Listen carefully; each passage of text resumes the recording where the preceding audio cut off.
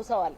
అంతేగాని వచ్చిరాని విమర్శలు చేసి వచ్చిరాని మరి మీద బట్టగాలు చేసే కార్యక్రమం దయచేసి చేయొద్దు అని చెప్పి కేటీఆర్ గారిని హెచ్చరిస్తా ఉన్నాను. ఏదైనా ఉంటే రుజువులతో తీసుకురండి. మాట్లాడమంటే అందరం కూడా మాట్లాడతాం, అభియోగాలు ఏమంటే అందరం కూడా వేస్తాం. కానీ ఇప్పుడు నేను ఆధారాలు ఎట్లయితే చూపిస్తా ఉన్నానో మీరు కూడా సీఎం తమ్ముడికి అందులో ఉంది అనేటువంటి ఆధారాన్ని చూపించి మాట్లాడితే ప్రజలు నమ్ముతారు. కాబట్టి సీఎం గారు వెళ్ళింది ముఖ్యంగా తెలంగాణ అభివృద్ధి దిశగా అన్ని కంపెనీలను కూడా ఆహ్వానించడానికి వెళ్లారు. ఒక మంచి వాతావరణంలో తెలంగాణ అభివృద్ధి చెందాలని మేము కోరుకుంటా ఉన్నాము.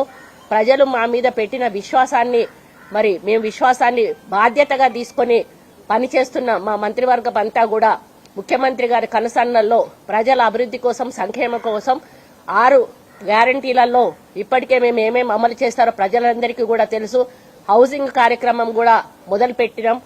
ఈ విధంగా రాబోయే రోజుల్లో అన్ని రకాల అభివృద్ధి సంక్షేమ కార్యక్రమాలు చేసుకుంటూ మళ్లీ ఎలక్షన్ల వరకు ప్రజల మన్నన చూరగొని మళ్లీ ఇప్పటికంటే కూడా ఎక్కువ సీట్లతో కాంగ్రెస్ పార్టీ అధికారంలోకి వస్తుంది. మీరు ఎన్ని మాయమాటలు చెప్పి ఒక గ్రూప్ను పెట్టుకున్నాడు కేటీఆర్. ఏంటి అంటే ఒక సోషల్ మీడియా గ్రూప్ ఒకటి ఉంటుంది, అప్పుడు ఎలక్షన్లప్పుడు పెట్టుకున్న గ్రూపు. వాళ్ళు అందరు పెయిడ్ గ్రూప్ అన్నట్టు, వాళ్ళకి డబ్బులు ఇస్తాడు. ఎవరి వ్యూవర్స్ ఎక్కువ ఉంటే ఎవరి పెట్టిన దానికి వ్యూవర్స్ ఎక్కువ ఉంటే వాళ్ళకు డబ్బులు కడతా పోతాడు.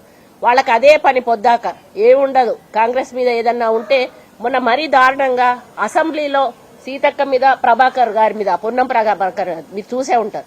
అది ఎంత దారుణమైన సంఘటన అంటే ఇహ తమ పర భేదాలు అనేటివి మొత్తానికి మర్చిపోయి అసలు దిగజారిపోయి వాళ్ళు ఏం చేస్తున్నారో వాళ్ళకి అర్థం కానటువంటి పరిస్థితుల్లో ఈరోజు పోస్టులు పెడుతున్నారు, ట్రోల్స్ చేస్తున్నారు.